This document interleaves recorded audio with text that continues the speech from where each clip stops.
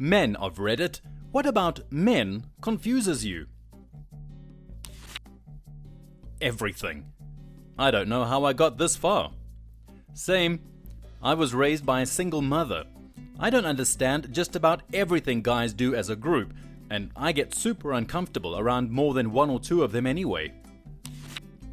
Why is it so hard to make friends as adults? It was so easy when I was a kid, even as a teenager. But now everybody wants to either sell me something or make me work for free. Like everyone I meet just wants to talk business, usually bad business. I can make female friends, but not male friends. This speaks to me. I have lots of female friends and can regularly get them to hang out, but making commitments with guy friends is impossible. Then I'll meet a cool guy and try to find a time to hang out, and nothing. Loud mufflers. They don't make your Honda sound like a Ferrari. They make it sound like a broken Honda.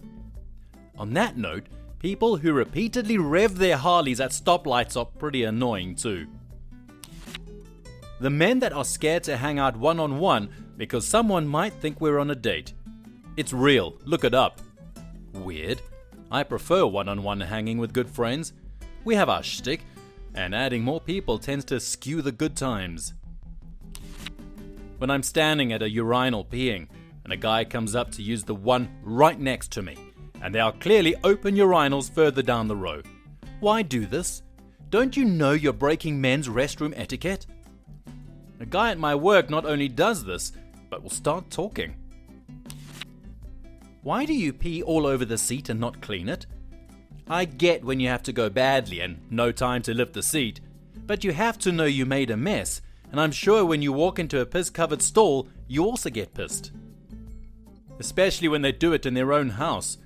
Over at a friend's house and there's piss splattered on the floor or wall around the toilet. Dude, if you can't get it all in the pot, just sit down. It's your own house. You're pissing all over your own house. I don't get it.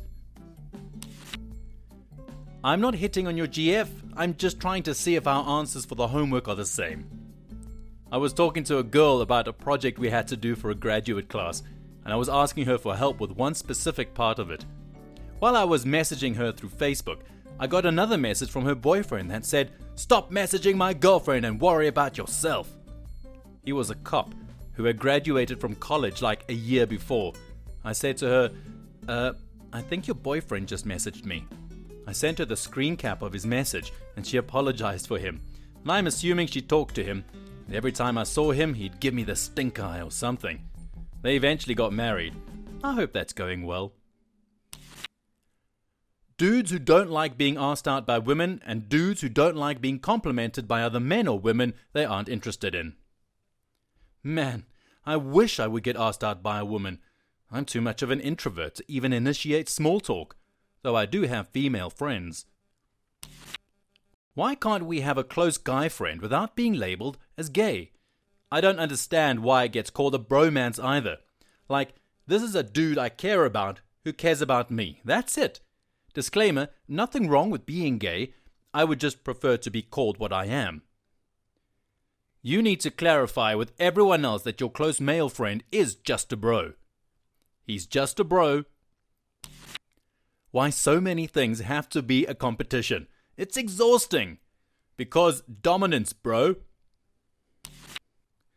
Guys who act like you're a weak whining pea for not putting up with being forced to work overtime for no benefit or other kinds of "I get treated like crap in my career, I'm such an alpha provider" behavior. My boyfriend rants daily about this. He's a machinist and most of his co-workers are 60 plus who cannot fathom why he would want to go home after working his 40 hours. The best part is that the other guys will talk about how the OT is ridiculous and unnecessary and that they 100% aren't working it because they want to stick it to the man. Then they come in every Saturday. Lol, just bizarre. The need or want to one-up someone.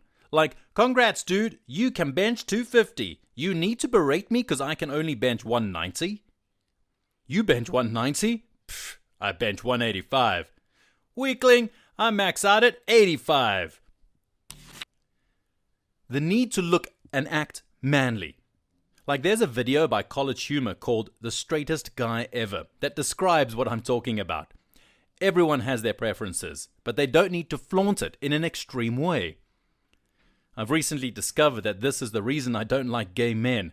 Most of them are just people and perfectly fine to be around, except when they're explosively annoying with flaunting just how gay they are. I have 2 co-workers who are gay men, one in the former category and one in the latter. The one in the latter category is nice enough, but his voice makes me want to rip my own ears off.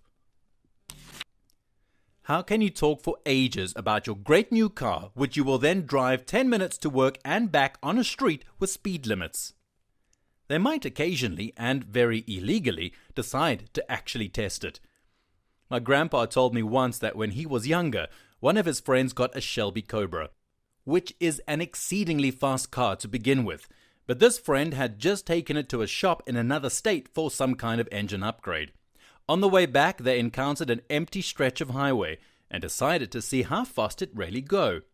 Somewhere around 160 miles per hour, while still accelerating quite quickly, they passed a cop car who turned his lights on. The driver looks in the mirror and says, "We can outrun this guy easily, but they'll set up roadblocks anyway and I don't want my car wrecked over this." So they pull over, which at this speed probably took a few miles. Officer eventually catches up, pulls over in front of them, gets out, and first thing he says is, "What kind of car is this?" He looks around the outside a bit, asks the driver to get out and open the hood. He inspects that for a few minutes, then closes it. Asks if he can get in the driver's seat. Asks if he can turn it on. He does. Lets it run for a minute. Turns it off, gets out, tells them, "You boys better slow down. Wouldn't want to meet a traffic cop, would you?" Grins, gets back in his own car, and drives off. Dudes who can do one-night stands. I did it once, and never again. Too intimate of a connection to do that with someone who I don't know or care about with my heart. Or maybe I'm a weenie though. Nah, it just ain't your thing. I've never done it, but I don't think it's mine either. How some get so invested in their sports team when the roster changes every year and few of the players are actually from their town. Also dudes who think catcalling isn't gross and creepy. I'd say that most sport fans don't really care where the athletes come from and minor roster changes. It's really about the community, rooting for something to succeed, the thrill of victory, and many other reasons. I don't know about catcallers since I'm not one of them. They probably think they're doing nothing wrong. Why do sundresses drive me crazy? Every time my wife wears one, I'm ready to go all day. I second this. I'm not married, but there's something so uniquely beautiful about a woman in a sundress, especially if it's tied into a larger bohemian-style outfit. Butterflies.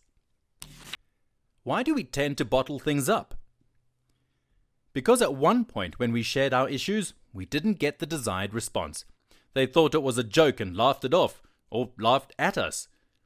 For others, they received heavy backlash, or perceived to be, and suffered the consequences for faults that may or may not be our own. Or that we received little to no response due to being unable to understand what's conflicting us. It only fell on deaf ears and had no meaning. It's also seen as a sign of weakness to admit to these problems.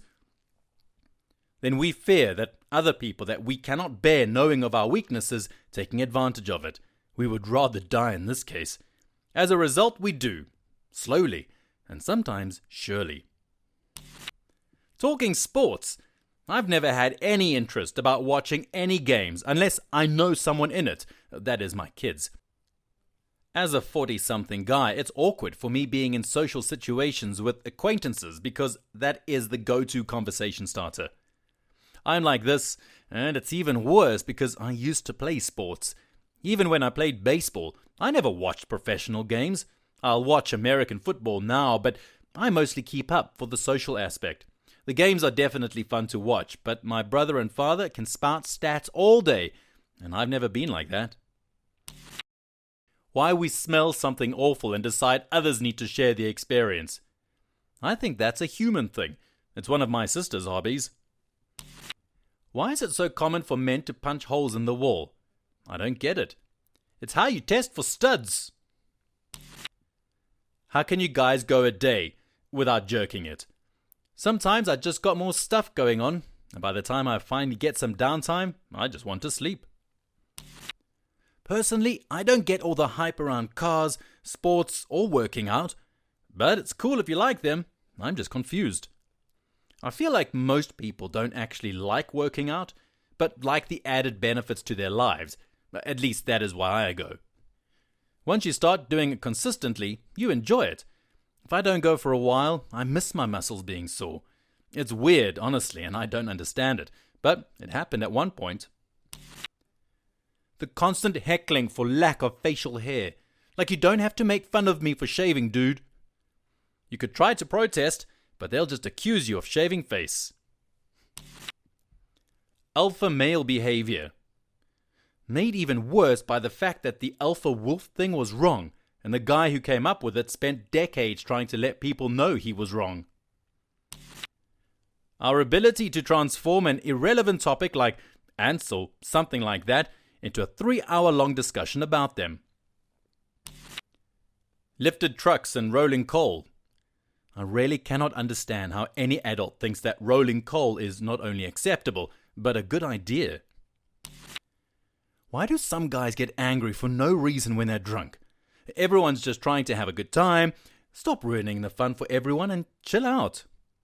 Chances are they were already angry when they took the first sip. Bottling up stuff makes for a horrible mix with any substance, especially one raising testosterone levels. Yep, I've always operated under the assumption that alcohol removes impulse control, so if you're already angry, you just won't suppress it any longer. How we can get into huge arguments, then 10 minutes we're best friends, not like women, where they'll get emotional and settle it. Us men will just come to a silent agreement. Also, how we can just stare at, let's say, a wall for like an hour. Hey, sorry I'm late, I was looking at my wall for an hour after I got out of the shower. Who are these men staring at walls? Lol. It's not so much staring at the wall as you happen to be facing a wall when your mind simply shuts down for around an hour.